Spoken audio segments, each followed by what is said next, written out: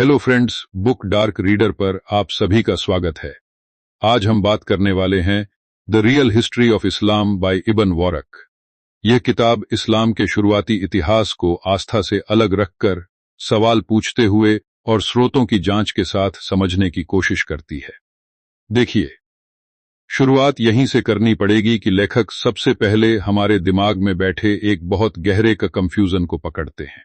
हम में से ज्यादातर लोग धर्म का इतिहास ऐसे सुनते आए हैं जैसे वो पत्थर की लकीर हो, जो कहा गया वही हुआ, जो लिखा गया वही अंतिम सच।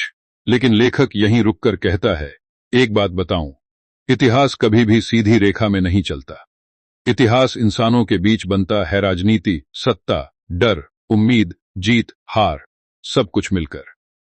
और जब हम इस्लाम के शुरुआती दौर की बात करते हैं तो लेखक का तर्क है कि हमें सबसे पहले यह समझना होगा कि हमारे पास जो स्रोत हैं वो कब लिखे गए, किसने लिखे और किस मकसद से लिखे। यहां लेखक एक बहुत अहम लाइन रखता है जिसे वो बार बार अलग अलग संदर्भ में घुमाता है, history is written by the victors. अब इसका मतलब कोई रॉकेट साइंस नहीं है। सरल शब्दों में कहें तो जो जीतता है वही अपनी कहानी आगे की पीढ़ियों को सुनाता है। और यहीं से सवाल खड़ा होता है, क्या शुरुआती इस्लामी इतिहास भी सत्ता के स्थिर हो जाने के बाद लिखा गया? क्या जो आज हमें मिलता है वो घटनाओं के तुरंत बाद का रिकॉर्ड है या दशकों और सदियों बाद की यादों का संग्रह? लेखक बताता है कि पैगंबर मोहम्मद की मृत्यु के बाद इस्लामी साम्राज्य बहुत तेजी से फैला। अरब से बाहर, सीरिया, मिस्र, फारस, हर जगह।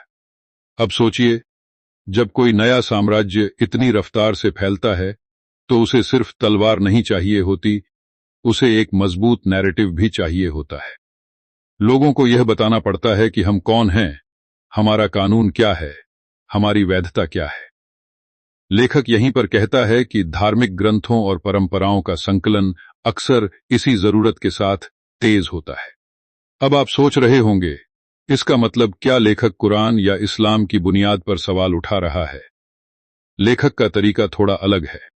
वो सीधे आस्था पर हमला नहीं करता, बल्कि कहता है, आइए इतिहासकार की तरह देखें, कुरान का लिखित रूप कब स्थिर हुआ, हदीसों का संकलन कब शुरू हुआ, और क्या शुरुआती सदियों में इस्लाम वैसा ही था जैसा आज हम समझते हैं। ये सवाल असहज हैं, मैं मानता हूं, लेकिन लेखक यही कहता है कि असहज सवालों से भागना इतिहास को समझना नहीं, उससे डरना है। लेखक शुरुआती गैर इस्लामी स्रोतों की भी बात करता है, ईसाई, यहूदी और बाइजेंटाइन लेखन। वो दिखाता है कि इन स्रोतों में शुरुआती मुसलमानों का जिक्र मिलता है, लेकिन कई बार बिल्कुल अलग शब्दों और अर्थों में। कहीं उन्हें हाग्रिन्स कहा गया, कहीं सिर्फ एक राजनीतिक समूह की तरह देखा गया। इससे लेखक यह संकेत देता है कि शुरुआती पहचान शायद बाद में ज्यादा धार्मिक रूप में ढली। यह बात सुनकर कई पाठक बेचैन हो जाते हैं और लेखक इस बेचैनी को महसूस करता है। वो कहता है, यार, बेचैन होना ठीक है। इतिहास आपको आराम देने के लिए नहीं, आपको सोचने के लिए मजबूर करने के लिए होता है। एक बहुत महत्वपूर्ण विचार यहां उभरता है, स्मृति और लेखन का अंतर। लेखक समझाता है कि मौखिक परंपरा में कहानियां पीढ़ी दर पीढ़ी बदलती रहती हैं। उसमें भाव जुड़ते हैं, आदर्श जुड़ते हैं और कभी कभी राजनीतिक जरूरतें भी। जब हदीसों का संकलन पैगंबर की मृत्यु के काफी समय बाद हुआ तो यह सवाल उठना स्वाभाविक है कि किस हदीस को प्रामाणिक माना गया और किसे नहीं, और क्यों।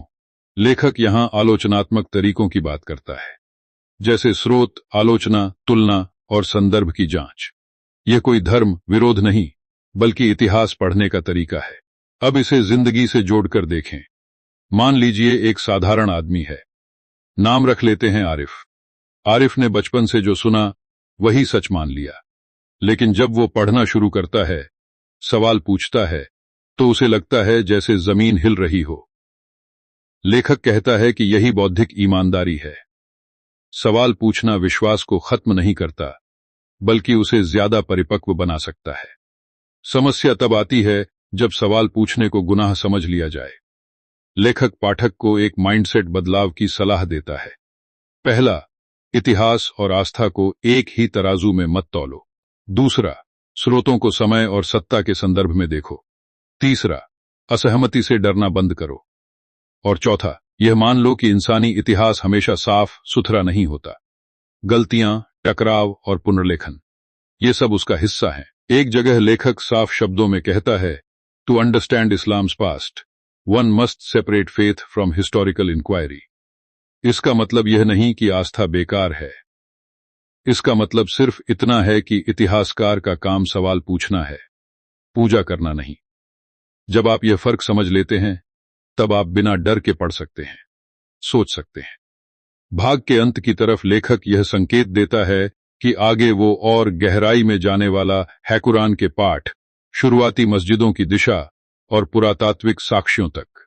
और यहीं पर पाठक के मन में एक अजीब सा मिश्रण पैदा होता है, थोड़ा डर, थोड़ी उत्सुकता और थोड़ी उम्मीद कि शायद सच उतना सरल नहीं, लेकिन उतना खोखला भी नहीं जितना डराया जाता है। और यही वह मोड़ है जहां आप खुद से पूछते हैं, क्या मैं अगला कदम उठाने के लिए तैयार हूं या यहीं रुक जाऊं? अब लेखक धीरे धीरे उस जगह ले चलता है जहां ज्यादातर लोग ठहर जाते हैं या कहें डर जाते हैं। वो कहता है, चलिए मान लेते हैं कि धार्मिक परंपरा जैसा बताती है वैसा ही सब हुआ, लेकिन एक इतिहासकार का काम मान लेना नहीं, जांचना होता है। और यहीं से दूसरा बड़ा सवाल उठता है, हम जिन स्रोतों पर भरोसा करते हैं वो असल में हैं क्या? लेखक बताता है कि इस्लाम के शुरुआती इतिहास के जो मुख्य स्रोत हैं वो ज्यादातर घटनाओं के काफी समय बाद लिखे गए। यानी हम प्रत्यक्ष रिपोर्ट नहीं, बल्कि यादों, परंपराओं और चयनित कथाओं के सहारे इतिहास बना रहे हैं। अब देखिए, लेखक यहां कोई सनसनी नहीं फैला रहा। वो बस एक साधारण बात कहता है, अगर किसी घटना का विवरण 100 या 150 साल बाद लिखा जाए तो उसमें इंसानी दिमाग, राजनीति और सामाजिक दबाव घुस ही जाते हैं। यही बात वो शुरुआती इस्लामी इतिहास पर लागू करता है। वो बताता है कि पहली जीवनी, सीरा और हदीस संग्रह एक ऐसे दौर में सामने आते हैं जब इस्लामी सत्ता पहले ही स्थापित हो चुकी थी। अब आप खुद सोचिए, जब एक साम्राज्य अपने पैरों पर खड़ा हो जाता है तो उसे अपने अतीत को भी एक ठोस रूप देना पड़ता है। लेखक यहां एक बहुत असहज लेकिन जरूरी बात कहता है। वो बताता है कि शुरुआती मुस्लिम समुदाय शायद उतना एकरूप नहीं था जितना बाद में दिखाया गया। अलग अलग गुट, अलग अलग राजनीतिक हित और नेतृत्व को लेकर मतभेद, ये सब शुरू से मौजूद थे। लेकिन जब बाद में इतिहास लिखा गया तो इन टकरावों को या तो नरम कर दिया गया या फिर एक सही लाइन में फिट कर दिया गया। लेखक का कहना है कि यह प्रक्रिया हर धर्म और हर साम्राज्य में होती है। इस्लाम कोई अपवाद नहीं। एक जगह वो पाठक से सीधे बात करता हुआ सा लगता है, जैसे कह रहा हो, देखिए, अगर आपको बताया जाए कि आपके परिवार की कहानी सिर्फ एक ही एंगल से लिखी गई है, तो क्या आप सवाल नहीं पूछेंगे? वही बात यहां भी है। लेखक गैर इस्लामी स्रोतों पर फिर लौटता है और दिखाता है कि शुरुआती ज़रब विजेताओं को कई बार एक नए धार्मिक आंदोलन से ज्यादा एक राजनीतिक शक्ति के रूप में देखा गया।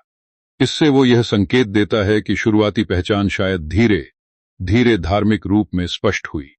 यहां एक बहुत महत्वपूर्ण पंक्ति आती है, religions like Nations evolve over time. इसका मतलब बड़ा सीधा है, कोई भी धर्म एक ही दिन में पूरी तरह तैयार नहीं हो जाता।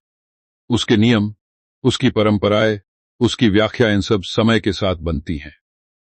लेखक कहता है कि अगर हम इस्लाम को भी इसी मानवीय विकास की प्रक्रिया में देखें तो कई पहेलियां अपने आप सुलझने लगती हैं। अब इसे जिंदगी के धरातल पर उतारें।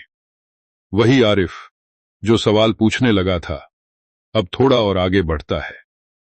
उसे महसूस होता है कि सवाल पूछना उसे कमजोर नहीं बना रहा, बल्कि उसकी समझ को गहरा कर रहा है। लेखक यही चाहता है। वो चाहता है कि पाठक अंधी स्वीकृति और अंधे विरोध दोनों से बाहर निकले, क्योंकि दोनों ही सोच को मार देते हैं। लेखक व्यावहारिक तौर पर एक तरीका सुझाता है, जब भी कोई ऐतिहासिक दावा सामने आए, खुद से 3 सवाल पूछो। यह किसने लिखा, कब लिखा और किस माहौल में लिखा? यह तरीका सिर्फ इस किताब के लिए नहीं, पूरी जिंदगी के लिए है। राजनीति हो, धर्म हो या समाज हर जगह यही सवाल आपको संतुलित रखेंगे। वो यह भी बताता है कि आस्था और इतिहास की लड़ाई जरूरी नहीं है। समस्या तब होती है जब इतिहास से डर पैदा किया जाए। लेखक मानता है कि बहुत से लोग इसलिए सवाल नहीं पूछते क्योंकि उन्हें लगता है कि इससे उनकी पहचान टूट जाएगी। लेकिन वो कहता है, पहचान सवालों से नहीं, डर से टूटती है। भाग के अंत में लेखक धीरे से दरवाजा खोलता है उस बहस का जो आने वाले हिस्सों में और गहरी होने वाली है। वो इशारा करता है कि आगे बात सिर्फ ग्रंथों की नहीं होगी, बल्कि जमीन की होगी, मस्जिदों की दिशा, शुरुआती सिक्कों पर लिखे शब्द और पुरातात्विक सबूत। और यहीं पर पाठक के मन में एक हलचल शुरू होती है।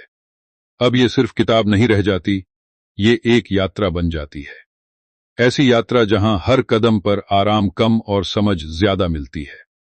और शायद इसी असहज समझ में वो सच्चाई छुपी है जिसे जानने से हम अक्सर कतराते हैं। अब कहानी उस मोड़ पर आती है जहां लेखक सिर्फ किताबों से निकलकर जमीन पर उतरता है। वो कहता है, चलिए, मान लिया कि ग्रंथ बाद में संकलित हुए, पर क्या हमारे पास कोई और रास्ता है जिससे शुरुआती इस्लाम को समझा जा सके? और यहीं से वो पुरातत्व, सिक्कों, इमारतों और दिशा संकेतों की बात छेड़ देता है। सुनने में यह थोड़ा सूखा लग सकता है, लेकिन यकीन मानिए, यहां आते आते बात और भी ज्यादा जीवित हो जाती है। लेखक सबसे पहले मस्जिदों की शुरुआती किबला दिशा पर ध्यान दिलाता है।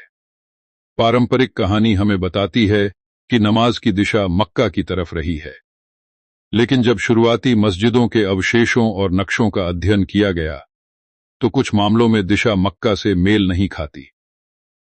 लेखक यहां कोई अंतिम फैसला नहीं सुनाता, बल्कि सवाल रखता है। वो कहता है, अगर शुरुआती दौर में दिशा को लेकर एकरूपता नहीं थी, तो क्या यह संकेत नहीं देता कि धार्मिक प्रथाएं धीरे धीरे स्थिर हुईं? अब आप सोच रहे होंगे, यह तो बहुत तकनीकी बात हो गई, लेकिन लेखक इसे बेहद सरल तरीके से समझाता है। वो कहता है, जैसे कोई नया परिवार किसी शहर में बसता है, तो शुरू में घर, नियम, दिनचर्या सब कुछ थोड़ा अस्थिर होता है। समय के साथ चीजें तय होती हैं। लेखक का तर्क यही है कि शुरुआती मुस्लिम समुदाय भी एक जीवित समाज था, कोई तैयार पैकेज नहीं। फिर बात आती है सिक्कों की। लेखक बताता है कि शुरुआती इस्लामी शासन के सिक्कों पर लंबे समय तक बीजेंटाइन और फारसी प्रतीक बने रहे। कई सिक्कों पर इस्लामी वाक्य बाद में जोड़े गए। अब इसका मतलब क्या है? लेखक कहता है, इसका मतलब यह हो सकता है कि शुरुआती शासकों के लिए राजनीतिक स्थिरता पहले थी, धार्मिक पहचान का पूर्ण स्वरूप बाद में उभरा। यह बात सुनकर कई लोग असहज हो जाते हैं, लेकिन लेखक फिर वही बात दोहराता है, सहजता से भागना समझ नहीं है। एक और अहम लाइन यहां आती है, material evidence often speaks where texts remain silent. यानी जब ग्रंथ चुप रहते हैं या भ्रम पैदा करते हैं, तब जमीन पर मिला सबूत अपनी कहानी खुद कहता है। लेखक यह नहीं कहता कि ग्रंथ झूठे हैं, बल्कि कहता है कि उन्हें अकेले सच का मालिक नहीं मानना चाहिए। अब जरा उस आरिफ को फिर याद करें। आरिफ अब सिर्फ सवाल नहीं पूछ रहा, वो तुलना भी करने लगा है। वो देखता है कि कैसे इतिहास के अलग अलग टुकड़े आपस में जुड़ते हैं। उसे समझ में आता है कि सच अक्सर काले या सफेद में नहीं, बल्कि धूसर रंगों में रहता है। लेखक यही सिखाना चाहता है, धैर्य, तुरंत नतीजे पर मत पहुंचो। लेखक इस हिस्से में एक आम गलती की ओर भी इशारा करता है। लोग या तो हर नए तर्क को तुरंत सच मान लेते हैं या फिर पूरी तरह खारिज कर देते हैं। लेखक कहता है, दोनों ही रास्ते खतरनाक हैं। सही तरीका है सबूत देखो, संदर्भ समझो और फिर मन को खुला रखो। यह अभ्यास सिर्फ इतिहास के लिए नहीं, जिंदगी के हर फैसले के लिए काम आता है। फिर वो एक और गहरी बात कहता है, कई बार धार्मिक पहचान को इतना पवित्र बना दिया जाता है कि उसमें इंसान दिखना बंद हो जाता है। लेकिन इतिहास इंसानों का खेल है, कमजोरियों, समझौतों और परिस्थितियों का। अगर हम यह मान लें तो धर्म अपने आप छोटा नहीं हो जाता, बल्कि ज्यादा मानवीय हो जाता है। भाग के आखिर में लेखक हल्के से संकेत देता है कि आगे वो ग्रंथों के भीतर झांकने वाला है, कुरान के पाठों के विकास, अलग अलग संस्करणों और शुरुआती व्याख्याओं की ओर। और यहीं पर पाठक के भीतर एक नई बेचैनी जन्म लेती है। अब सवाल बाहर की दुनिया का नहीं रह जाता, सवाल अंदर का हो जाता है। क्या मैं अपने विश्वास को इतना मजबूत मानता हूं कि उसे सवालों की रोशनी में रख सकूं? और यही सवाल अगले हिस्से का दरवाजा खोल देता है, बिना जोर लगाए, बिना शोर मचाए। अब लेखक उस दरवाजे को खोलता है जिसके पीछे सबसे ज्यादा भावनात्मक तनाव जमा होता है। वो कहता है, चलिए अब ग्रंथों के भीतर उतरते हैं, क्योंकि बाहर की जमीन, पत्थर और सिक्के तो सवाल खड़े कर ही चुके हैं, लेकिन असली लड़ाई तो शब्दों के साथ है। लेखक साफ कहता है, यहां बात आस्था की नहीं, पाठ की है। और पाठ भी किसी पवित्र भावना से नहीं, बल्कि इतिहास की रोशनी में देखा जाना चाहिए। सबसे पहले वो कुरान के संकलन की प्रक्रिया की तरफ ध्यान दिलाता है। पारंपरिक कहानी हमें एक साफ, स्थिर और तुरंत सुरक्षित किए गए पाठ की तस्वीर देती है, लेकिन लेखक पूछता है, क्या किसी भी बड़े ग्रंथ का इतिहास इतना सीधा होता है? वो बताता है कि शुरुआती इस्लामी परंपरा खुद स्वीकार करती है कि अलग अलग पाठ, अलग अलग खिरातें मौजूद थीं। अब यहां लेखक कोई डर पैदा नहीं करता, बल्कि बहुत शांत स्वर में कहता है, विविधता अपने आप में खतरा नहीं होती, जब तक हम उससे भागते नहीं। वो एक अहम पंक्ति सामने रखता है, texts do not fall from the sky in finished form. इसका मतलब बड़ा सीधा है। ग्रंथ एक प्रक्रिया से गुजरते हैं, सुनाए जाते हैं, याद रखे जाते हैं, लिखे जाते हैं, सुधारे जाते हैं। लेखक यह नहीं कह रहा कि संदेश बदला गया, वो कह रहा है कि इंसानी माध्यम हमेशा मौजूद रहा, और जहां इंसान होता है वहां चयन, प्राथमिकता और व्याख्या भी होती है। अब आप सोच रहे होंगे, इसका असर क्या पड़ता है? लेखक यही समझाता है कि जब कोई पाठ स्थिर नहीं होता, तो उसकी व्याख्याएं भी समय के साथ बदलती हैं। शुरुआती मुस्लिम समुदाय में कानून, नैतिकता और धार्मिक नियमों को लेकर मतभेद थे। बाद में जब साम्राज्य को एकरूपता चाहिए थी, तब कुछ व्याख्याओं को मानक बना दिया गया।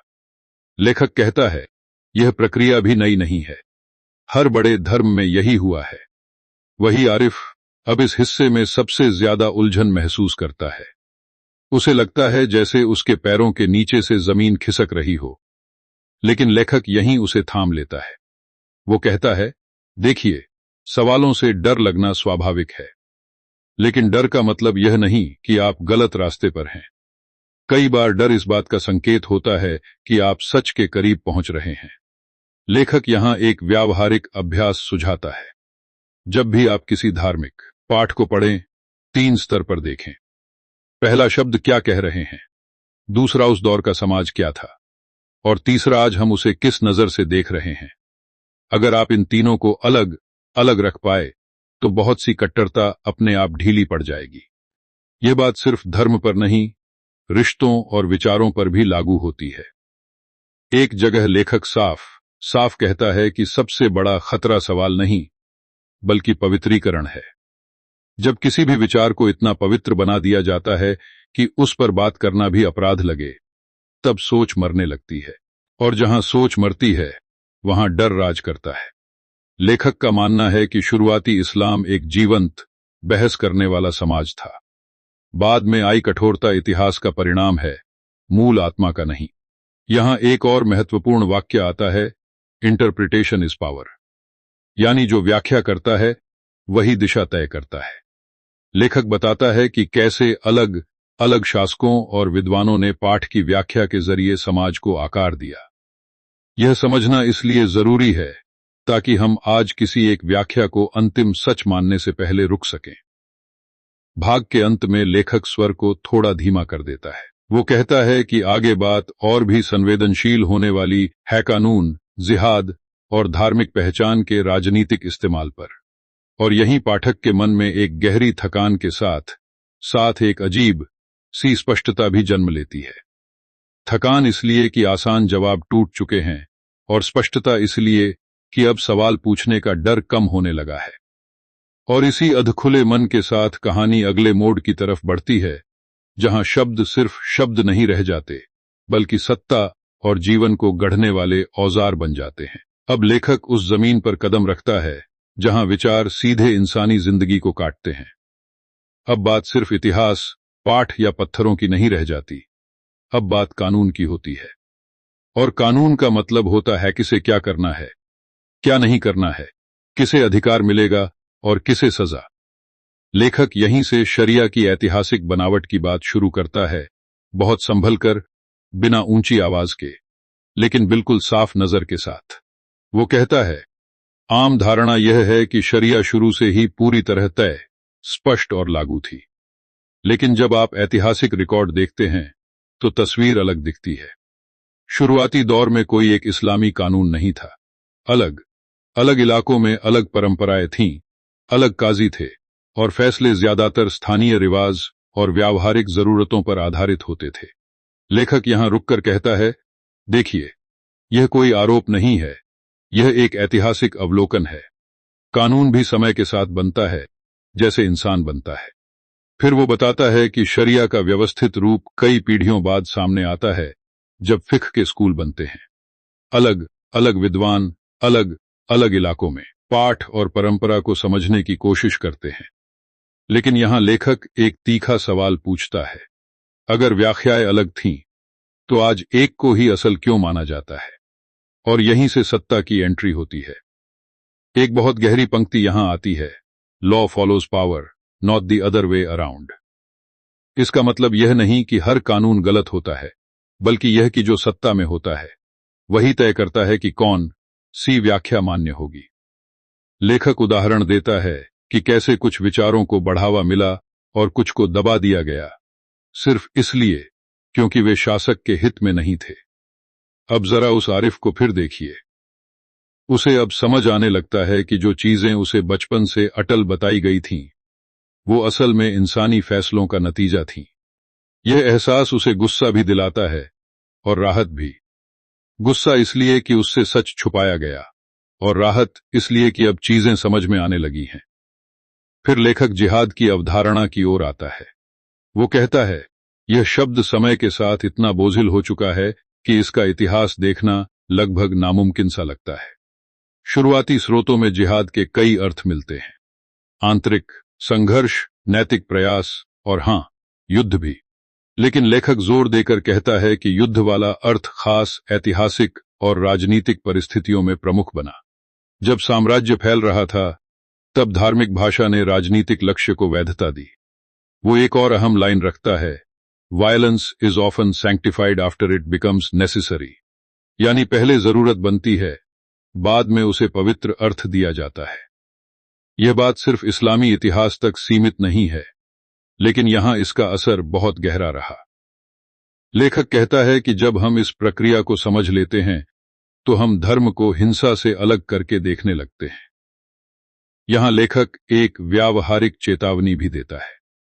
अगर हम इतिहास को समझे बिना आज के नियमों को लागू करने की कोशिश करते हैं, तो हम समय और संदर्भ की अनदेखी करते हैं। यही जगह है जहां कट्टरता जन्म लेती है। लेखक कहता है, कट्टरता विश्वास की ताकत से नहीं, इतिहास की अनदेखी से पैदा होती है। भाग के आखिर में लेखक पाठक को एक सवाल देकर छोड़ देता है, जवाब नहीं।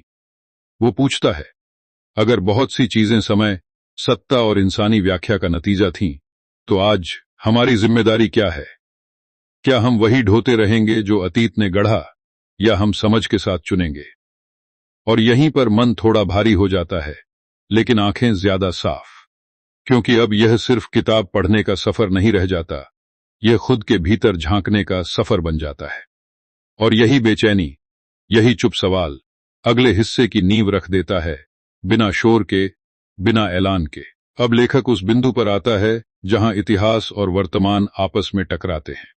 वो कहता है, अगर शुरुआती इस्लामी कानून, व्याख्याएं और राजनीतिक जरूरतें समय के साथ बनी, तो सवाल उठता है कि आज हम जिन धारणाओं को शुद्ध या मूल मानते हैं, वो असल में कितनी पुरानी है। और यहीं से वो परंपरा की उस ताकत की बात करता है, जो धीरे धीरे सच की जगह ले लेती है। लेखक समझाता है कि जैसे जैसे सदियां बीती, इस्लाम सिर्फ एक धार्मिक पहचान नहीं रहा, बल्कि एक सामाजिक ढांचा बन गया। परिवार, समाज, सत्ता, सब कुछ उससे जुड़ गया। ऐसे में किसी भी व्याख्या पर सवाल उठाना सिर्फ बौद्धिक काम नहीं रहा, वो सामाजिक विद्रोह जैसा बन गया। लेखक बहुत शांत ढंग से कहता है, यार, जब किसी विचार को समाज की नींव बना दिया जाता है तो उसे हिलाने से पूरा ढांचा कांपता है। यही डर सवालों को दबा देता है। वो बताता है कि मध्यकालीन दौर में कैसे विद्वानों की आजादी धीरे धीरे सीमित होती चली गई। शुरुआती बहसें, मतभेद और खुले सवाल कम होने लगे। जो विचार सत्ता और सामाजिक व्यवस्था के लिए खतरनाक माने गए, उन्हें किनारे कर दिया गया। लेखक यहां कोई नाम लेकर आरोप नहीं लगाता, बल्कि एक पैटर्न दिखाता है। वो कहता है, जब भी धर्म और सत्ता बहुत पास आ जाते हैं तो सवाल सबसे पहले कुचले जाते हैं। यहां एक बहुत असरदार वाक्य आता है, orthodoxy is often born from fear not certainty. यानी कठोर मान्यताएं अक्सर भरोसे से नहीं, डर से पैदा होती हैं। डर इस बात का कि अगर सब कुछ खुला छोड़ दिया गया तो नियंत्रण चला जाएगा। लेखक का कहना है कि यह डर इंसानी है, लेकिन अगर उसे पहचान लिया जाए तो उससे बाहर भी निकला जा सकता है। अब वही आरिफ इस हिस्से में खुद को समाज के बीच खड़ा पाता है। वो देखता है कि कैसे लोग कुछ सवालों पर तुरंत रक्षात्मक हो जाते हैं। उसे समझ आता है कि कई बार सामने वाला सच से नहीं, अपने टूटते सहारे से डर रहा होता है। लेखक यहां एक बहुत मानवीय सलाह देता है, सवाल पूछते समय दया रखो, क्योंकि हर किसी की यात्रा एक जैसी नहीं होती। लेखक आधुनिक दौर की ओर भी इशारा करता है। वो बताता है कि औपनिवेशिक समय और उसके बाद इस्लामी पहचान पर और दबाव पड़ा। बाहरी आलोचना ने आंतरिक सवालों को और कठिन बना दिया। नतीजा यह हुआ कि कई समाजों में आत्मरक्षा के नाम पर और ज्यादा कठोरता आ गई। लेखक कहता है, समझे, यह विरोधाभास हेडर से बचने के लिए इंसान खुद को और बांध लेता है। वो यहां एक व्यावहारिक अभ्यास सुझाता है, बहुत साधारण। जब भी कोई धार्मिक दावा आपको गुस्सा दिलाए या डराए, रुक जाइए। खुद से पूछिए, यह दावा किस दौर में बना होगा, किस समस्या का जवाब था, और क्या वही समस्या आज भी वैसी ही है। लेखक कहता है, अगर आप इतना कर लें तो आधी कट्टरता वहीं ढेर हो जाती है। भाग के अंत में लेखक स्वर को और नरम कर देता है। वो कहता है कि आगे वो उस सबसे नाजुक सवाल की तरफ बढ़ेगा, क्या इतिहास को समझना विश्वास को तोड़ता है या उसे नया आकार देता है।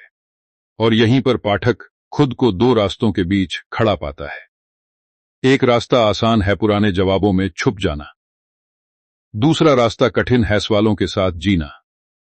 और यह कठिन रास्ता ही आगे की कहानी को जन्म देता है, जहां डर और ईमानदारी आमने सामने खड़े दिखाई देने लगते हैं। अब लेखक उस सवाल को सामने रख देता है जिसे ज्यादातर लोग मन में दबाकर रखते हैं, जुबान पर लाने की हिम्मत नहीं करते।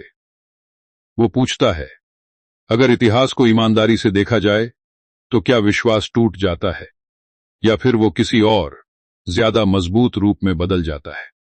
लेखक यहां किसी उपदेशक की तरह नहीं बोलता, बल्कि ऐसे जैसे कोई थका हुआ लेकिन ईमानदार दोस्त सामने बैठा हो और कह रहा हो, एक बात बताऊं, सच से भागकर जो सुकून मिलता है वो बहुत छोटा होता है। वो कहता है कि समस्या इतिहास में नहीं है, समस्या उम्मीदों में है। हम चाहते हैं कि हमारा अतीत बिल्कुल साफ, बिना दाग का और आदर्श हो, लेकिन इंसानी इतिहास कभी ऐसा नहीं होता। जब हम धर्म से यह उम्मीद बांध लेते हैं कि वो इंसानों से ऊपर होगा, तब हम खुद को निराशा के लिए तैयार कर लेते हैं। लेखक का तर्क है कि अगर हम यह मान लें कि धर्म भी इंसानों के जरिए समझा और लागू किया गया, तो उसकी गलतियां हमें हैरान नहीं करेंगी। यहां एक बहुत गहरी पंक्ति आती है, faith that cannot survive questions is not faith, it is fear. इसका मतलब लेखक साफ करता है, जो विश्वास सवालों से टूट जाए वो विश्वास नहीं, बस डर का ढांचा है। और डर देर सबेर या तो हिंसा बनता है या घुटन।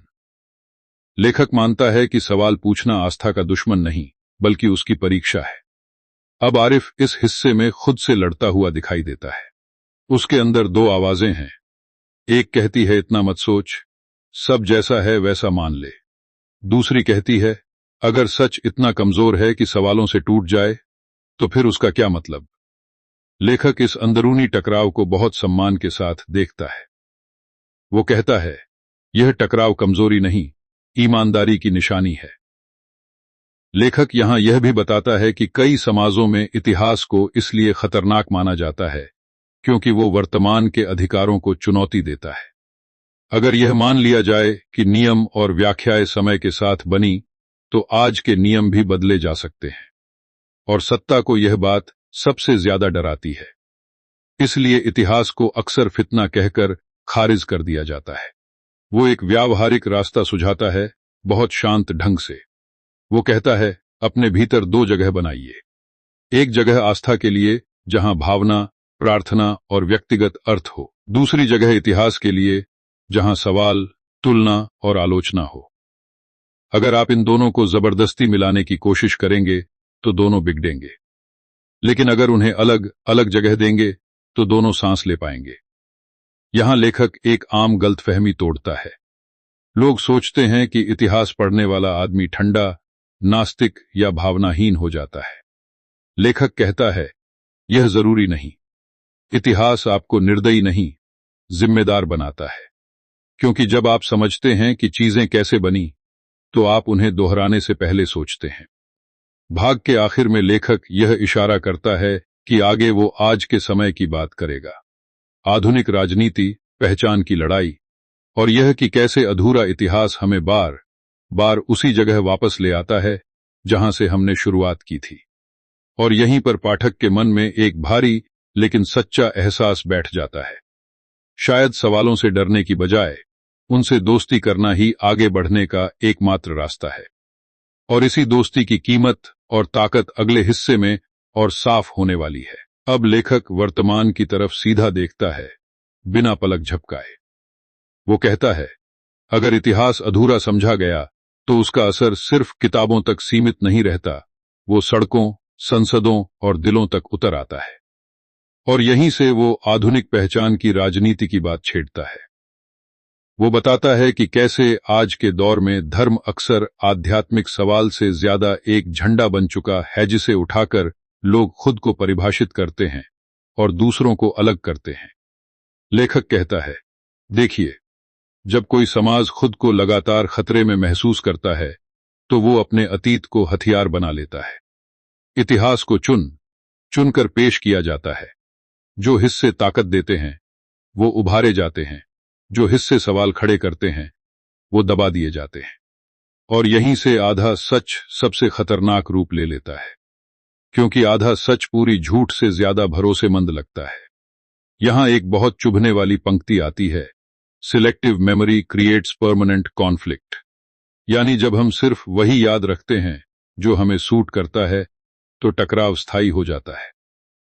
लेखक समझाता है कि आज कई जगह जो धार्मिक गुस्सा दिखता है, वो असल में इतिहास की अधूरी समझ का नतीजा है। लोग वर्तमान की समस्याओं का हल अतीत के नारों में ढूंढते हैं, बिना यह देखे कि वो नारे किन परिस्थितियों में बने थे। अब वही आरिफ इस हिस्से में समाज को नए नजरिए से देखने लगता है। उसे दिखता है कि कैसे सोशल मीडिया, भाषणों और बहसों में इतिहास को छोटे छोटे टुकड़ों में काटकर परोसा जाता है। कोई कहता है, हम हमेशा ऐसे ही थे। कोई कहता है, हमारे साथ हमेशा ऐसा ही हुआ। लेखक कहता है, जब हर कोई हमेशा और कभी नहीं की भाषा बोलने लगे, तो समझ लीजिए कि सच पीछे छूट गया है। लेखक यह भी बताता है कि आधुनिक दुनिया में एक और समस्या जुड़ गई है। जानकारी इतनी तेजी से फैलती है कि सोचने का समय ही नहीं मिलता। आधा पढ़ा, आधा सुना इतिहास गुस्से में बदल जाता है। वो कहता है, यार, अगर इतिहास को समझने के लिए धैर्य चाहिए और हमारे पास धैर्य नहीं, तो नतीजा सिर्फ टकराव होगा। यहां वो एक बहुत व्यावहारिक अभ्यास सुझाता है जो आज के समय में और भी जरूरी हो गया है। जब भी कोई ऐतिहासिक दावा आपको उत्तेजित करे, उसे तुरंत साझा मत कीजिए। पहले खुद से पूछिए, क्या यह पूरा संदर्भ बता रहा है या सिर्फ भावना भड़का रहा है?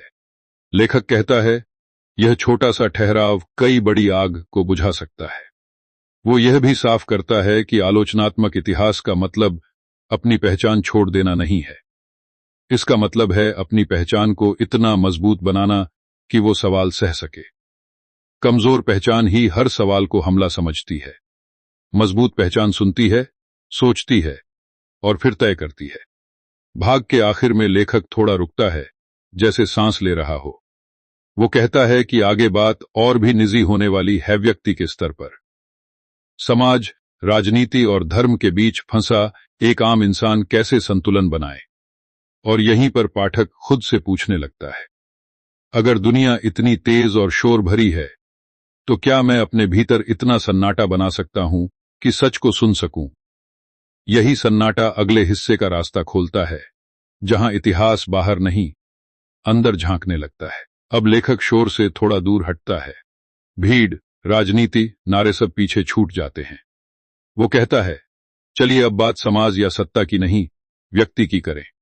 क्योंकि आखिर में हर विचार, हर इतिहास, हर टकराव एक इंसान के भीतर ही असर करता है।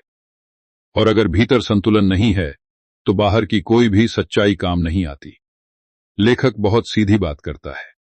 वो कहता है, ज्यादातर लोग इतिहास से इसलिए डरते हैं क्योंकि उन्हें लगता है कि अगर कुछ टूट गया तो वो अकेले पड़ जाएंगे। परिवार, समाज, पहचान सब कुछ खतरे में दिखने लगता है। लेकिन वो पूछता है, एक बात बताऊं, क्या पहचान सच में इतनी नाजुक होती है, या हमने उसे नाजुक बना लिया है। यहीं पर वो आंतरिक सुरक्षा की बात करता है। मतलब यह कि इंसान के भीतर इतना भरोसा हो कि वो असहज सच के साथ भी जी सके। लेखक कहता है, जब तक आपका विश्वास सिर्फ बाहरी स्वीकृति पर टिका है, लोग क्या कहेंगे, समाज क्या मानेगा, तब तक कोई भी सवाल आपको हिला देगा। लेकिन जिस दिन भरोसा भीतर से आने लगे, उसी दिन सवाल बोझ नहीं, औजार बन जाते हैं। अब वही आरिफ यहां सबसे ज्यादा बदलता हुआ दिखता है। वो अब बहस जीतने की कोशिश नहीं करता, वो सुनता है। जब कोई गुस्से में बात करता है, तो उसे दिखने लगता है कि सामने वाला सच से नहीं, अपने डर से लड़ रहा है। लेखक कहता है, यही समझ इंसान को कट्टर नहीं, करुणामय बनाती है। और करुणा कमजोरी नहीं, गहरी ताकत है। लेखक यहां एक और आम गलती की ओर इशारा करता है। लोग सोचते हैं कि या तो सब कुछ मान लो, या सब कुछ खारिज कर दो। लेकिन जिंदगी ऐसे नहीं चलती, इतिहास भी ऐसे नहीं समझा जाता। वो कहता है, इंसान एक साथ सवाल भी कर सकता है और अर्थ भी पा सकता है। यह विरोधाभास नहीं, परिपक्वता है। एक बहुत सादा लेकिन असरदार पंक्ति यहां आती है, you don't need to destroy belief to understand history. यानी समझने के लिए तोड़ना जरूरी नहीं है, कई बार बस खोलना काफी होता है। लेखक कहता है, जब आप इतिहास को हथौड़े की तरह नहीं, चाबी की तरह इस्तेमाल करते हैं, तब दरवाजे टूटते नहीं, खुलते हैं। वो व्यक्ति के स्तर पर कुछ छोटे छोटे अभ्यास भी सुझाता है। जैसे हर सवाल का तुरंत जवाब ढूंढने की जरूरत नहीं, कुछ सवालों के साथ रहना भी एक अभ्यास है। या फिर यह कि हर असहमति को बहस में बदलना जरूरी नहीं। कभी कभी चुप रहना, सोचते रहना ज्यादा ईमानदार होता है। अब लेखक एक बहुत नाजुक बिंदु छूता है। वो कहता है कि कई लोग इतिहास पढ़कर कड़वे हो जाते हैं। उन्हें लगता है कि उनसे कुछ छीन लिया गया है। लेखक मानता है कि यह चरण स्वाभाविक है, लेकिन वहीं रुक जाना खतरनाक है। अगर सवाल आपको सिर्फ गुस्सा दे रहे हैं, तो आपने यात्रा अधूरी छोड़ दी है। अगला कदम समझ और संतुलन का होता है। भाग के आखिर में लेखक यह संकेत देता है कि आगे वो सामूहिक भविष्य की बात करेगा। अगर व्यक्ति स्तर पर संतुलन बन सकता है, तो क्या समाज स्तर पर भी संभव है? या हम इतिहास की वही गलतियां बार बार दोहराने के लिए मजबूर हैं? और यहीं पर पाठक के मन में एक शांत लेकिन भारी सवाल बैठ जाता है। क्या बदलाव की शुरुआत बहस जीतने से नहीं, बल्कि भीतर स्थिर होने से होती है?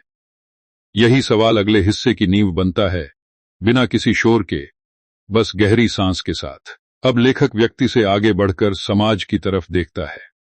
वो कहता है, अगर एक इंसान अपने भीतर संतुलन बना सकता है, तो क्या कई इंसान मिलकर एक संतुलित समाज नहीं बना सकते? सवाल सीधा है, लेकिन जवाब आसान नहीं, क्योंकि समाज सिर्फ विचारों से नहीं, आदतों, डर, इतिहास और अधूरे घावों से बनता है। लेख कहता है कि ज्यादातर समाज इतिहास को सीखने के लिए नहीं, अपनी सही साबित करने के लिए इस्तेमाल करते हैं। और जब इतिहास हथियार बन जाए, तो संवाद सबसे पहले मरता है। लोग सुनना बंद कर देते हैं, सिर्फ जवाब देने की तैयारी करते हैं। लेखक यहीं रुककर कहता है, समझे, जहां हर कोई जीतना चाहता है, वहां कोई भी सीखना नहीं चाहता। वो बताता है कि धार्मिक समाजों में यह समस्या और गहरी हो जाती है, क्योंकि वहां इतिहास सिर्फ अतीत नहीं रहता, वह पहचान बन जाता है। ऐसे में कोई भी सवाल सिर्फ बौद्धिक चुनौती नहीं, अस्तित्व पर हमला बन जाता है। लेखक कहता है, यही वजह है कि सुधार की हर कोशिश को अक्सर गद्दारी कहा जाता है, जबकि सच्चाई यह है कि सुधार का मतलब तोड़ना नहीं, सांस लेने की जगह बनाना होता है। अब वही आरिफ इस हिस्से में अपने आसपास की दुनिया को नए नजरिए से देखता है। उसे दिखता है कि बहसें अक्सर मुद्दों पर नहीं, प्रतीकों पर होती हैं, शब्दों पर, नारों पर, इतिहास के चुनिंदा पलों पर। लेखक कहता है, जब समाज प्रतीकों में उलझ जाता है तो असली समस्याएं पीछे छूट जाती हैं। शिक्षा, न्याय, इंसान की गरिमा। लेखक यहां एक बहुत अहम बात कहता है। वो बताता है कि किसी भी समाज में बदलाव ऊपर से नहीं, नीचे से आता है। कानून बदल सकते हैं, घोषणाएं हो सकती हैं, लेकिन अगर सोच नहीं बदली तो सब कुछ वही रहता है। और सोच बदलती है तब जब लोग इतिहास को डर के बजाय समझ के साथ देखते हैं। यहां एक प्रभावशाली पंक्ति आती है, a society grows when its past becomes a teacher, not a weapon. यानी समाज तब बढ़ता है जब उसका अतीत उसे सिखाता है, डराता नहीं। लेखक कहता है कि जब इतिहास को शिक्षक की तरह देखा जाता है तो उससे सीख निकलती है, क्या दोहराना है और क्या नहीं। लेखक व्यावहारिक स्तर पर समाज के लिए भी वही तरीका सुझाता है जो व्यक्ति के लिए सुझाया था। सवाल पूछने की संस्कृति, असहमति को गद्दारी न मानने की आदत, और सबसे जरूरी धीमी बातचीत। वो कहता है, तेज नारे समाज को जोड़ते नहीं, तोड़ते हैं। जोड़ने का काम हमेशा धीमा और धैर्य वाला होता है। फिर वो एक थोड़ी कड़वी सच्चाई रखता है, कई लोग बदलाव नहीं चाहते क्योंकि बदलाव उन्हें अपनी सुविधा छोड़ने पर मजबूर करता है। इतिहास को सरल, पवित्र और स्थिर बनाए रखना आसान होता है, लेकिन लेखक कहता है, आसान रास्ता अक्सर सबसे खतरनाक होता है, क्योंकि वही रास्ता हमें बार बार एक ही जगह घुमा लाता है। भाग के आखिर में लेखक स्वर को फिर थोड़ा शांत कर देता है। वो कहता है कि आगे वो उस सवाल तक पहुंचेगा जिसे हम सब टालते हैं, भविष्य। अगर हम इतिहास को इसी तरह समझते रहे तो आने वाली पीढ़ियों को हम क्या सौंप रहे हैं? डर, गुस्सा और अधूरे सच, या समझ, साहस और ईमानदारी? और यहीं पर पाठक के मन में एक नई जिम्मेदारी जन्म लेती है, क्योंकि अब यह किताब सिर्फ बीते कल की बात नहीं कर रही, यह आने वाले कल का आईना बनती जा रही है। अब लेखक उस आईने को थोड़ा और पास ले आता है। वो कहता है, भविष्य कोई खाली पन्ना नहीं होता, वो हमेशा अतीत की स्याही से लिखा जाता है। सवाल सिर्फ इतना है कि हम कौन सी स्याही चुनते, हैंडर की या समझ की। और यहीं से वो आने वाली पीढ़ियों की जिम्मेदारी पर बात करता है, बहुत शांत लेकिन भीतर तक उतर जाने वाले अंदाज में। वो कहता है, बच्चे इतिहास किताबों से कम, माहौल से ज्यादा सीखते हैं। अगर घरों में, स्कूलों में और समाज में सवाल पूछना अपराध होगा तो अगली पीढ़ी भी डर को ही विरासत मानेगी। लेकिन अगर सवाल पूछना सामान्य होगा तो समझ भी सामान्य होगी। लेखक यहां साफ करता है कि यह जिम्मेदारी सिर्फ शिक्षकों या विद्वानों की नहीं, हर उस इंसान की है जो अगली पीढ़ी के सामने बोलता है। माता, पिता, बड़े भाई, बहन, समुदाय के नेता। वही आरिफ अब अपने छोटे भतीजे को देखता है। उसे एहसास होता है कि जो जवाब वो आज देगा वही कल की सोच बनेगी। लेखक कहता है, यही वो पल होता है जहां इतिहास निजी हो जाता है। अब यह बहस नहीं रहती कि कौन सही था, बल्कि यह सवाल बन जाता है कि हम किस तरह का इंसान तैयार कर रहे, हैंडर से भरा हुआ या समझ से लैस। लेखक एक बहुत सादा लेकिन गहरी बात कहता है। वो कहता है, जब हम बच्चों को सिर्फ निष्कर्ष देते हैं और प्रक्रिया नहीं बताते तो हम उन्हें कमजोर बनाते हैं, क्योंकि बिना प्रक्रिया समझे मिले निष्कर्ष टूट जाते हैं। लेकिन अगर उन्हें यह सिखाया जाए कि सवाल कैसे पूछते हैं, स्रोत कैसे देखते हैं और अलग अलग राय को कैसे संभालते हैं, तो वे अपने आप मजबूत बनते हैं। यहां एक असरदार वाक्य आता है, inheritance is not just what you pass on, but how you teach others to question it. यानी विरासत सिर्फ यह नहीं कि आप क्या सौंपते हैं, बल्कि यह भी कि उसे परखना कैसे सिखाते हैं। लेखक कहता है, अगर हम अगली पीढ़ी को यह हुनर दे दें तो वे खुद तय कर लेंगे कि क्या रखना है और क्या छोड़ना है। अब लेखक उस डर की जड़ तक जाता है जो अक्सर बड़ों को जकड़े रहता है। डर यह कि अगर बच्चे ज्यादा सवाल पूछेंगे तो वे परंपरा छोड़ देंगे। लेखक मुस्कुराते हुए सा कहता है, परंपरा सवालों से नहीं, जड़ता से मरती है। जो परंपरा सवाल सह ले वही जिंदा रहती है, बाकी सिर्फ बोझ बन जाती है। वो यह भी बताता है कि आज की दुनिया में बच्चों के पास जानकारी की कमी नहीं है, कमी है मार्गदर्शन की। अगर हम उन्हें नहीं सिखाएंगे कि जानकारी को कैसे समझें, तो कोई और उन्हें सिखाएगा, शायद डर, शायद नफरत। लेखक यहां बहुत साफ शब्दों में चेतावनी देता है कि खाली दिमाग कभी खाली नहीं रहता, उसे कोई न कोई भर देता है। भाग के अंत में लेखक रुकता है, जैसे सोच रहा हो। वो कहता है कि आगे वो उस आखिरी बड़ी चुनौती की बात करेगा, मेल मिलाप की। क्या इतिहास को सच के साथ स्वीकार करके भी शांति संभव है, या सच और शांति हमेशा दुश्मन रहेंगे? और यहीं पर पाठक के भीतर एक गहरी उम्मीद जन्म लेती है। शायद सच सिर्फ तोड़ने के लिए नहीं, जोड़ने के लिए भी होता है। और इसी उम्मीद के साथ कहानी अगले मोड़ की तरफ बढ़ती है, बिना किसी शोर के, बस एक शांत भरोसे के साथ। अब लेखक उस शब्द तक पहुंचता है जिसे सुनते ही लोग या तो भावुक हो जाते हैं या अविश्वासी, मेल मिलाप। वो कहता है, ज्यादातर लोग सोचते हैं कि मेल मिलाप का मतलब है सब कुछ भूल जाना, अतीत पर पर्दा डाल देना। लेकिन एक बात बताऊं, बिना देखे, बिना माने, बिना समझे कोई मेल नहीं होता। जो मेल झूठी शांति पर खड़ा हो, वो पहली हवा में गिर जाता है। लेखक बहुत साफ कहता है कि सच और शांति दुश्मन नहीं है, लेकिन उनका रिश्ता आसान भी नहीं है। सच पहले चुभता है, जलाता है, शर्मिंदा करता है। शांति बाद में आती है, जब इंसान उस जलन से भागता नहीं। वो कहता है, समझे, शांति कोई शुरुआती इनाम नहीं है, वो आखिरी पड़ाव होती है। अब वही आरिफ इस हिस्से में पहली बार महसूस करता है कि उसे हर किसी को समझाना जरूरी नहीं है। उसे बस इतना करना है कि वो खुद ईमानदार रहे अपने सवालों के साथ, अपने डर के साथ और अपनी सीमाओं के साथ। लेखक कहता है, मेल मिलाप का पहला कदम दूसरों से नहीं, खुद से होता है। जब आप अपने भीतर के टकराव को स्वीकार कर लेते हैं, तभी आप बाहर के टकराव को बिना जहर के देख पाते हैं। लेखक यहां एक बहुत जरूरी फर्क समझाता है, स्वीकार करना और सही ठहराना। वो कहता है, इतिहास के किसी काले हिस्से को स्वीकार करना उसका बचाव करना नहीं है। स्वीकार करना सिर्फ यह मानना है कि वो हुआ, और जब आप यह मान लेते हैं, तब ही आप तय कर सकते हैं कि उसे दोहराना नहीं है। जो समाज अपने अतीत से इनकार करता है, वही समाज उसे बार बार जीता है। एक गहरी पंक्ति यहां आती है, reconciliation begins where denial ends, यानी मेल मिलाप वहीं शुरू होता है जहां इनकार खत्म होता है। लेखक बताता है कि कई समाज इसलिए फंसे रहते हैं क्योंकि वे या तो खुद को पूरी तरह पीड़ित मानते हैं या पूरी तरह सही। दोनों ही स्थितियां संवाद को मार देती हैं। संवाद तभी संभव होता है जब इंसान अपनी भूमिका भी देखने को तैयार हो। लेखक यह भी मानता है कि यह रास्ता आसान नहीं है।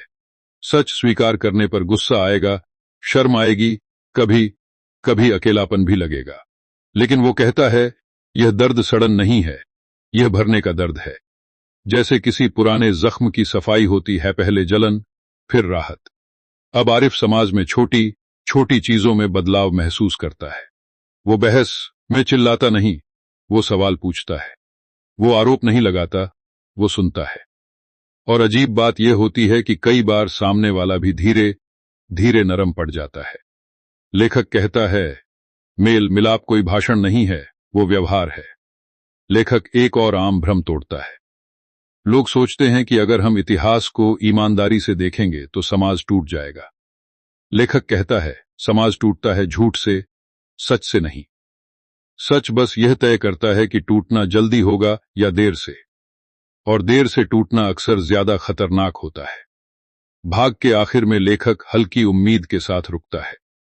वो कहता है कि अब कहानी अपने आखिरी मोड़ों की तरफ बढ़ रही है, जहां सवाल यह नहीं रहेगा कि अतीत क्या था, बल्कि यह कि हम उसके साथ क्या करते हैं। और यहीं पाठक के भीतर एक शांत सी ताकत उभरती है। शायद मेल मिलाप का मतलब सबको खुश करना नहीं, बल्कि खुद के भीतर ईमानदार रहना है। और इसी ईमानदारी की परीक्षा आगे होने वाली है, जब लेखक सबसे अंतिम और सबसे व्यक्तिगत सवाल की तरफ बढ़ेगा। अब लेखक सबसे निजी सवाल की तरफ आता है। वो कहता है, एक बात बताऊं, सच को समझ लेने के बाद भी एक चुनौती बची रहती है, उस सच के साथ जीना। क्योंकि जान लेना और जी लेना, ये दो अलग चीजें हैं।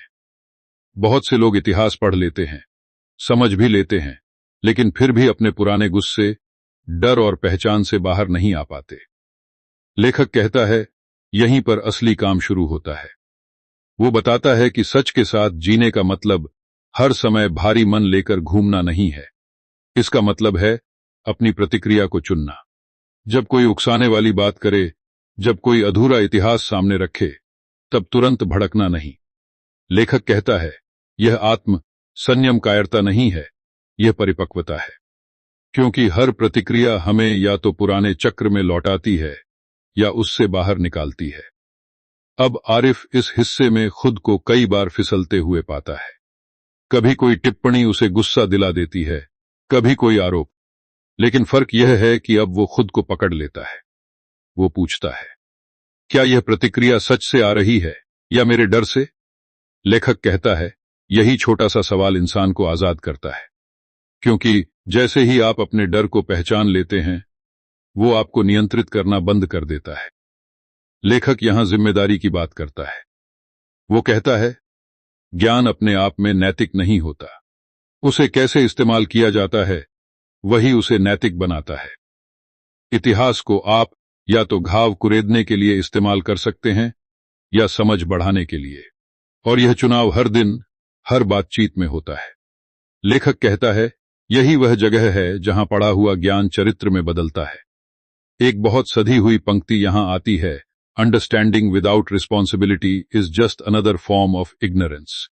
यानी अगर समझ के साथ जिम्मेदारी नहीं है तो वो भी अज्ञान ही है। लेखक का मतलब साफ है, अगर आप सच जानते हैं और फिर भी उसे जहर की तरह फैलाते हैं, तो आपने कुछ नहीं सीखा।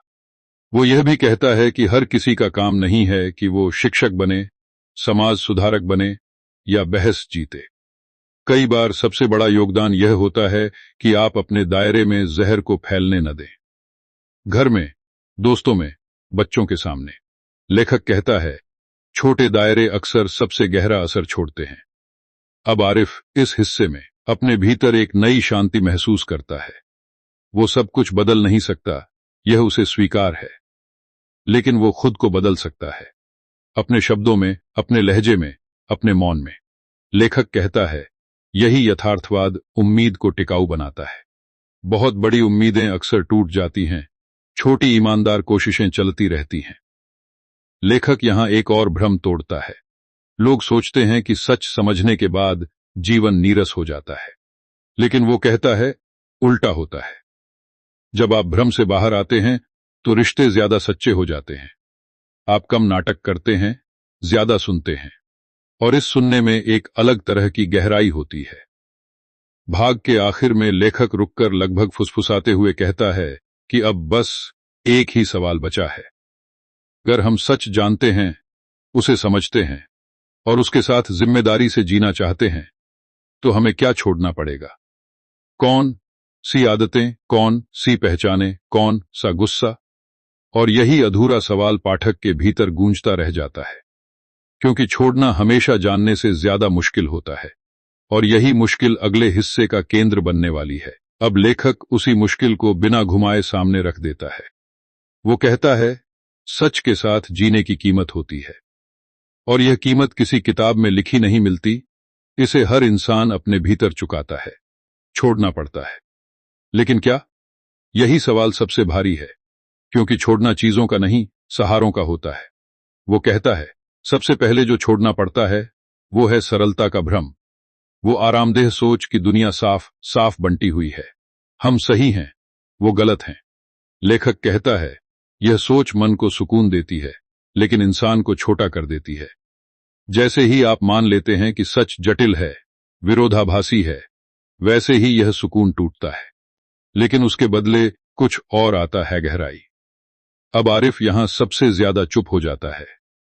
उसे एहसास होता है कि वो कितनी बार सिर्फ इसलिए किसी विचार से चिपका रहा क्योंकि उससे उसे पहचान मिलती थी। लेखक कहता है, पहचान बहुत ताकतवर चीज है, लेकिन जब पहचान सवालों से ऊपर बैठ जाती है, तब वही पहचान जेल बन जाती है। सच के साथ जीने के लिए कई बार अपनी पहचान के कुछ हिस्से ढीले करने पड़ते हैं। लेखक एक और चीज की बात करता है जिसे छोड़ना पड़ता है, पीड़ित होने का आराम। वो कहता है, पीड़ित होना कभी कभी आसान होता है, क्योंकि तब सारी जिम्मेदारी बाहर होती है। इतिहास, दूसरे लोग, दूसरे धर्म, दूसरी सोच सब दोषी होते हैं। लेकिन जैसे ही आप अपनी भूमिका देखने लगते हैं, पीड़ित की कुर्सी हिलने लगती है। और यह हिलना डरावना है, लेकिन जरूरी है। यहां एक बहुत सटीक पंक्ति आती है, victimhood feels safe but it keeps you powerless. यानी पीड़ित होना सुरक्षित लगता है, लेकिन आपको बेबस बनाए रखता है। लेखक कहता है, सच के साथ जीने का मतलब है यह मान लेना कि हर कहानी में हमारी भी कोई भूमिका होती है, सीधी या टेढ़ी। अब लेखक उस गुस्से की बात करता है जिसे लोग सबसे आखिर में छोड़ते हैं। वो गुस्सा जो पहचान, इतिहास और अपमान से बना होता है। लेखक मानता है कि यह गुस्सा एक समय पर जरूरी भी रहा हो। गाउस ने लोगों को जगाया, जोड़ा। लेकिन वो पूछता है, क्या आप पूरी जिंदगी उसी आग में रहना चाहते हैं? क्योंकि आग गर्मी देती है, पर घर नहीं बनाती। आरिफ इस हिस्से में महसूस करता है कि गुस्सा छोड़ना कमजोरी नहीं है। असल में गुस्सा पकड़े रहना थकाने वाला है। लेखक कहता है, जब आप गुस्सा छोड़ते हैं, तो आप अतीत को माफ नहीं करते, आप खुद को आजाद करते हैं। यह फर्क समझना बहुत जरूरी है। लेखक यहां एक और भ्रम तोड़ता है। लोग सोचते हैं कि छोड़ने का मतलब सब कुछ खो देना है, लेकिन वो कहता है, छोड़ना अक्सर जगह बनाना होता है। जब आप भ्रम, झूठी सरलता और स्थायी गुस्से को छोड़ते हैं, तो उनके बीच जगह बनती है समझ के लिए, करुणा के लिए और सबसे जरूरी, शांति के लिए। भाग के आखिर में लेखक स्वर को बिल्कुल धीमा कर देता है। वो कहता है कि अब बस एक ही कदम बचा है, स्वीकार। न उत्सव की तरह, न हार की तरह, बल्कि शांत स्वीकृति की तरह। और यहीं पाठक के भीतर एक अजीब सी हल्कापन महसूस होता है, जैसे बोझ उतरा हो, लेकिन रास्ता अभी पूरा नहीं हुआ हो। क्योंकि आखिरी हिस्सा उस स्वीकृति को जीने की बात करेगा, हर दिन, हर बातचीत में, बिना शोर के, बिना दिखावे के। अब लेखक आखिरी कदम पर आता है, बिना किसी नाटकीय ऐलान के। वो कहता है, स्वीकृति कोई एक दिन का निर्णय नहीं है, यह रोज का अभ्यास है। हर सुबह, हर बातचीत में, हर उस पल में जब कोई पुराना डर या गुस्सा फिर सिर उठाता है। स्वीकृति का मतलब यह नहीं कि सब कुछ ठीक था या है। इसका मतलब बस इतना है कि जो था, उसे झुठलाए बिना देखा जाए, और जो है, उसके साथ ईमानदारी से जिया जाए। वो कहता है, बहुत लोग सोचते हैं कि स्वीकृति का मतलब है चुप हो जाना, लेकिन ऐसा नहीं है। स्वीकृति के बाद आवाज और साफ होती है, क्योंकि अब उसमें डर नहीं मिला होता। अब आप सवाल पूछते हैं, लेकिन हमला नहीं करते। आप असहमत होते हैं, लेकिन इंसानियत छोड़े बिना। लेखक कहता है, यही वह जगह है जहां इतिहास बोझ नहीं, दिशा बन जाता है। अब आरिफ इस आखिरी हिस्से में किसी नायक की तरह नहीं दिखता। वो साधारण ही रहता है, काम पर जाता हुआ, घर लौटता हुआ, बच्चों से बात करता हुआ। फर्क बस इतना है कि अब वो हर बात में जीत नहीं ढूंढता, वो समझ ढूंढता है। जब कोई पुराना नारा सुनता है, तो वो भड़कता नहीं, वो सोचता है। जब कोई अधूरा सच सामने आता है, तो वो उसे पूरा करने की कोशिश करता है, ऊंची आवाज से नहीं, धैर्य से। लेखक कहता है, स्वीकृति का सबसे बड़ा असर यह होता है कि आप दूसरों को बदलने की जल्दी छोड़ देते हैं। आप समझ जाते हैं कि हर इंसान अपनी गति से चलता है। कुछ लोग सवालों से डरेंगे, कुछ लोग गुस्से से चिपके रहेंगे। यह देखकर आप निराश नहीं होते, क्योंकि अब आप जानते हैं, यह आपकी यात्रा नहीं है, आपकी जिम्मेदारी बस इतनी है कि आप जहर आगे न बढ़ाए। एक आखिरी पंक्ति लेखक बहुत शांत ढंग से रखता है, peace is not the absence of truth but the courage to live with it. इसका मतलब वो ऐसे समझाता है, शांति सच को दबाने से नहीं आती, सच के साथ खड़े होने से आती है। और यह खड़ा होना कोई एक बड़ा क्षण नहीं होता, यह छोटे छोटे चुनावों से बनता है। लेखक यह भी मानता है कि हर सवाल का जवाब नहीं मिलेगा, कुछ चीजें अधूरी ही रहेंगी, कुछ ऐतिहासिक बहसें कभी पूरी तरह सुलझेंगी नहीं। लेकिन वो कहता है, अधूरापन विफलता नहीं है। अधूरापन यह याद दिलाता है कि हम इंसान हैं, अंतिम निर्णायक नहीं। और इस याद में एक विनम्रता होती है जो हर कट्टरता का इलाज है। अब जब किताब अपने अंत की तरफ आती है, लेखक पाठक से कोई वादा नहीं करता। वो यह नहीं कहता कि सब कुछ आसान हो जाएगा। वो बस इतना कहता है कि अगर आप सच, सवाल और स्वीकृति के साथ जीना सीख लें, तो आप डर के साथ नहीं जिएंगे। और डर के बिना जीना, चाहे मुश्किल हो, लेकिन आजादी के सबसे करीब वही जगह है। आखिरी पल में, बिना किसी उपसंहार के, बिना किसी आदेश के, वो आपको आपके साथ छोड़ देता है। आपके सवालों के साथ, आपकी समझ के साथ, और उस हल्की सी शांति के साथ जो शायद पहली बार महसूस हो रही है। क्योंकि अब आप इतिहास से लड़ नहीं रहे, आप उसे देख रहे हैं, समझ रहे हैं और आगे बढ़ रहे हैं बिना शोर के, बिना झंडे के, बस इंसान की तरह।